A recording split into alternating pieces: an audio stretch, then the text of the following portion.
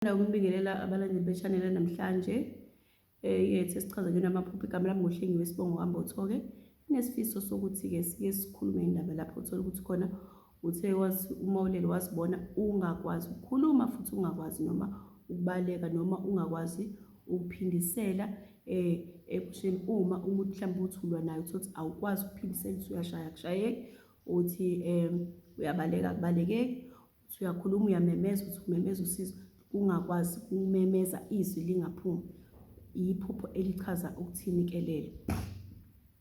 Kuzochaza ukuthi kunabantu abasuke bekwakhele isimo sento yesilwane uma ungakwazi ukukhuluma, ezothi ukuthi umemeza usizo, ucela usizo kubantu osuke ubamemeza ngaleso sikhathi ephusheni, ukuze phela laba abalala eduze kwakho noma laba abasuke besendlini noma laba abasuke bengase bekuzwe bekumele bekuzwe, kodwa uthola ukuthi ngoba bayazi ukuthi uzomemeza uzwakale, mase beba nendlela yokuthi uvaleke izwi ungakwazi ukumemeza ukuze ungazokwazi ukuthola usizo. Mase bekwenza lento abasuke befuna ukwenza yona kuze kuba uyathula ungakwazanga ukuthi umemeze.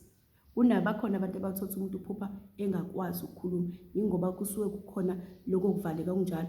Abantu lelo phupho elinjalo lisuke ngasilona iphupho elivamise ukuba lihle, ngoba lisuke liyiphupho eliza ngokuthi abanye bathi ukucindezeleka noma uwangazi ukwenza njani, kodwa uthola ukuthi umuntu akakwazi ukukhuluma ephusheni lakhe, akakwazi ukumemeza usizo, ulwa nalento nje la phakathi ephusheni elele kuze kube iyamnqoba engazwakalanga ukuthi bekade kwenze njani. Kanti vele maphupha phela kami fanele ukwazi ukukhuluma, ukwazi ukumemeza, bekuvuse laba abanye ngoba lento isuke ilwa nawe ngqo. Ngenzeka basuke bekumbathisa noma bekuthumela umoya wesipoki noma ngabe kuthumela umoya wezilwane, ufike-ke ukucindezele, ukwazi ukuthi ulivale izwi ungamemezi, ungakwazi ukuthola usizo. Ingakho kuziphupha ungakwazi ukukhuluma. Siphinde futhi size lapho uthola ukuthi uziphupha khona uzama ukubaleka, awukwazi ukubaleka. Yebo, nakhona suke kusho khona umoya wokuvinjwa noma ukubanjwa lokuthi ngoba phela kungcono noma kuhle kungconywana noma ephusheni iphupha elimbi, kodwa ukwazi ukubaleka, okusho ukuthi isitha leso uyakwazi ukuthi usinqobe ngalo ukuthi ubalekile. Kodwa mangabalekeki okusho ukuthi kunalento abasuke beyenzile ukuthi uze ube sendaweni eyodwa kanje, uze ungaphunyuki. Maye beyenza lento bayenza ukuba bayaqeda nje ngawe, ungasukanga kuleyo ndawo, umqondo wakho nomoya wakho bewubambe ndawonye, nomzimba wakho ubanje ndawonye ukuthi makwenziwe lento abayenzayo kuphela kuwena kuze kube beyaqeda ngawe, ungaphunyukanga. Banezindlela abantu izinto abazenza ngayo-ke, yabona. Kuba nje amaphupho anjengalawo, uthola ukuthi enene uthi uyazama-ke manje uthi uzama ukulwa futhi ephusheni, uthi uzama ukuthi uyayiphindiselela,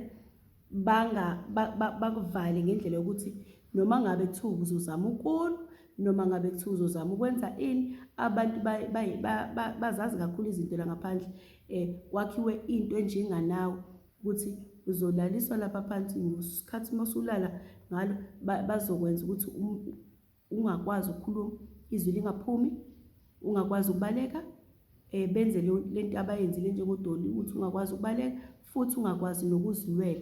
Mase-ke ngesikhathi usulala bazokwenza lento lena, balwe nalento, belwa nalento ngegama lakho. Emva lokho uzolibona-ke leli phupho, uzibona ungakhulumi, uzibone ungakwazi ukubaleka, uzibona ungakwazi ukuphindisela esitheni mase kushaya, ngoba phela fanele nawe umuntu ophupha umuntu okushaya fanele ukwazi ukuphindisela, ukutshengisa ukuthi njani uyakwazi ukumnqoba. Uma ngenzeki yonke lento basuke nje beganga ngawe, kukhona lento abasuke beyenza befuna ukuthi ngathi kuthiwa silale naye engenankinga, kodwa savuka ekuseni hhayi umuntu wakhona uthuli. Ngobani? Awukwazanga ukumemeza, awukwazanga ukubaleka, awukwazanga nokuziphindiselela ngoba ubugangwa ngezinto ezithize-ke. Ma uthi uyazi ukuthi ngiyophupha lawo maphupho, fanele ukwazi ukuthi kusuke kunabantu abasuke beganga ngawe noma ingayiphi indlela, kodwa kusuke kunokuganga ngoba phela awukwazi ukuziphupha ungakwazi ukukhuluma, ingoba usuke loyo moya osuke uthunyiwe kuwena usuke usebenza ulwa nawe ngaleso sikhathi, befuna ukuqeda ngawe ngaleso sikhathi, ngaleyo ndlela yabo-ke. Ngoba namhlanje ngicela ukuthi ngime lapho, ngizophinde ngibuye futhi nezinye zezincazelo zamaphupho. Nisaleni kahle.